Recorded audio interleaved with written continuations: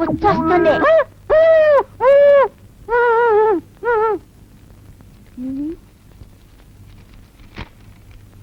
అలా చెప్పకూడదా? పాడతానని చెప్పాలా? నాన్న పాడతా.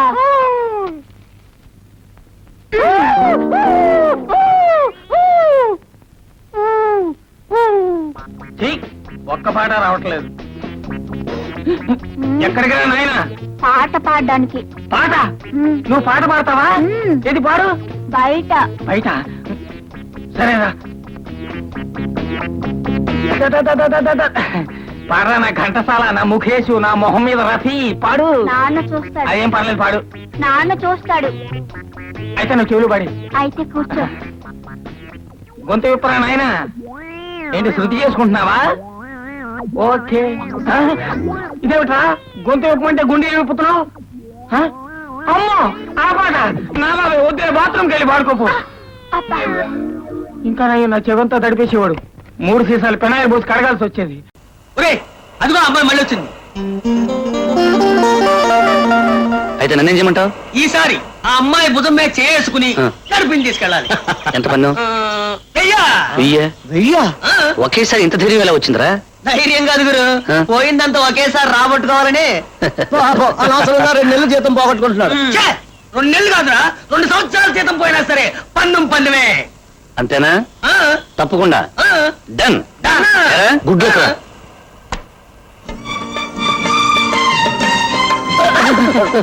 సారీ అండి. మీరా? గొంతు నేను విన్నారు. మీరా అండి? నమస్కారం. నమస్కారం. నమస్కారం. అదే మీరు ఎప్పుడు దారిలేని ఎడాలో తిరుగుతుంటారు? మీలాంటి ప్రేమ గుర్తులు నాకు దారి చూపిస్తారని. చూపిస్తాను చూపిస్తాను. మీరు ఎక్కడికి వెళ్ళాలి? అక్కడికి ఇక్కడికి లేదండి, ఎక్కడికైనా పర్వాలేదండి. నేను గుడికి వెళ్తున్నాను. గుడికే? మీరు వస్తారా? ఎందుకండి? దైవ దర్శనం చేసుకుంటే ఉన్న అంధత్వం పోతుందంటారు. పోతుందంటారా? తప్పకుండా పోతుంది. అయితే పదండి. భుజం మీద చేసుకోండి.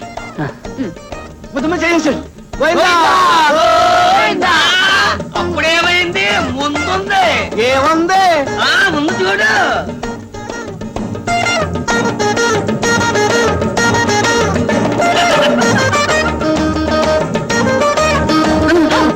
శ్రమ కలిగిస్తున్నానండి మీకు.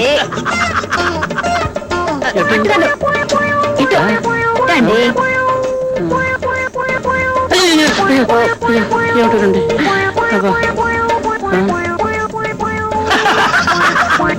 వచ్చేసామండి. ఏమండి ఏంటండి కాళ్ళు వెళ్ళిపోయినట్టున్నాయి? ఇంతకీ ఏమిటండి ఇది? దైవ దర్శనం. 7 కొండలు ఎక్కితే కానీ వెంకటేశ్వరుడు కనిపించడు. మన కనీసం ఒక కొండ ఎక్కాలి కదా మరి. అదే ఎక్కుతున్నాం. మెల్లిగా ఎక్కండి.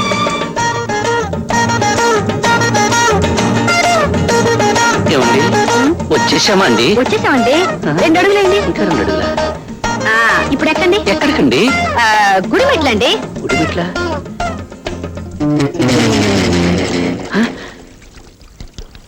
ఏమండి ఇది నాకు గుడిలా అనిపించడం లేదండి. మీకెలా కనిపించింది?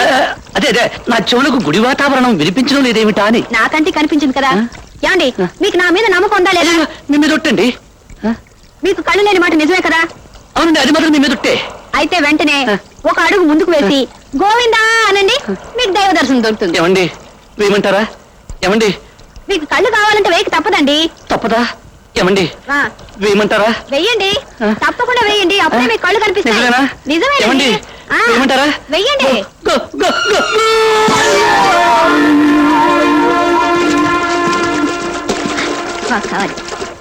అయిపోయింది.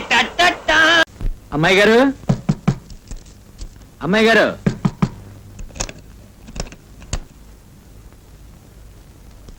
అమ్మాయి గారు మా డబ్బు పడేయండి. కొట్టారా? కొట్టడమా? తుక్కు రేక్ కొట్టాం. తల 2 ముక్కలైంది. హాస్పిటల్లో చేరాడు.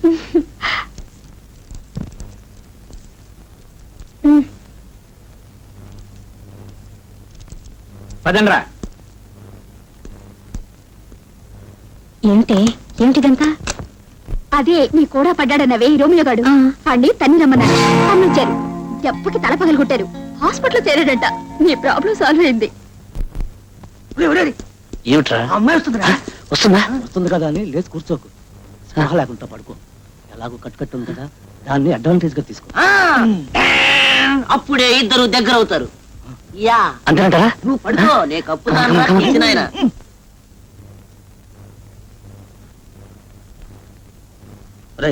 డిస్టర్బ్ చేయడానికి వీల్లేదు, పదండ్రా. డాక్టర్ గారు ఏమన్నారు? ఏమంటారు? ఇప్పుడు 24 గంటలైంది. ఇంకో 24 గంటల వరకు డాక్టర్ ఏమీ చెప్పలేమన్నారు. మొట్టమొదటి 24 గంటల్లో లేస్తే లేచినట్టు, తర్వాత 24 గంటల్లో లేచినా లేవనట్టేనని డాక్టర్ చెప్పారు. లేస్తాడు లేవడు, భగవంతుడికి. పోనీ వేరేదైనా పెద్ద హాస్పిటల్ మారుదామా? ఏ హాస్పిటల్ మార్చినా రోగం అదే కదండి. హాస్పిటల్ మారచొచ్చు కానీ పొజిషన్ మారదు కదండి. చూడండి మేడం, వాడు ప్రేమించే అమ్మాయి గాని, పెళ్లి చేసుకోపోయే పిల్ల గాని, పసుపు కుంకాలు మంగళసూత్రాలు గట్టివైతే వాడు బ్రతుకుతాడు, లేకపోతే గోయిందా. పదండ్రా పదం.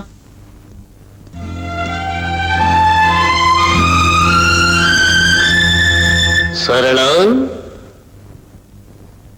సరళ సరళ సరళ సరళ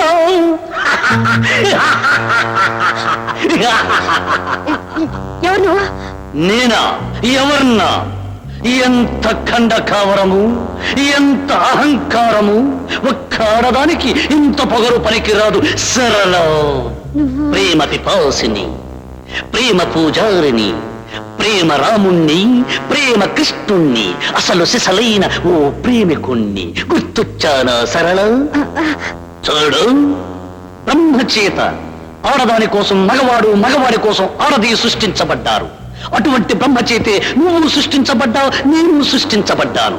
ఆ బ్రహ్మే నా కోసం నిన్ను, నీ కోసం నన్ను సృష్టించాడు. అటువంటప్పుడు నేను నిన్ను ప్రేమించడం నేరమా, ఘోరమా? నేను నిన్ను ప్రేమించడం అన్యాయమా, అధర్మమా? చెప్పు.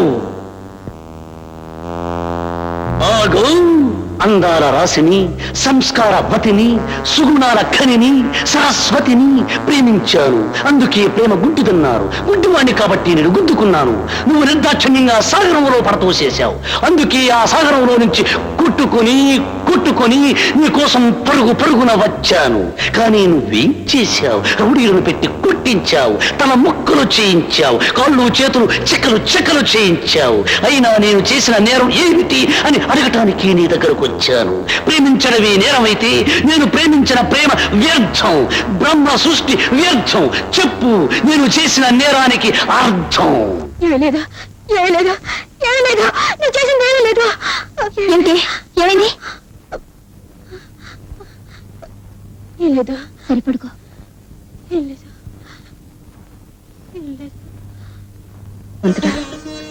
ఆయన తొందరగా కోలుకునేటట్టు చూడు.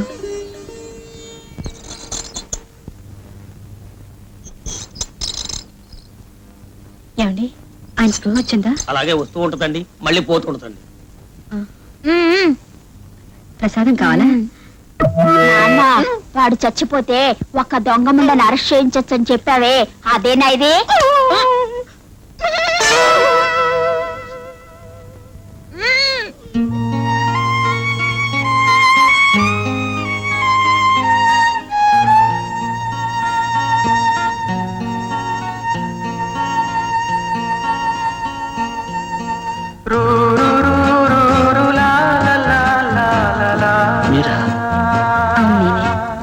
నీకు స్పృహ వచ్చింది, నాకు చాలా సంతోషంగా ఉంది.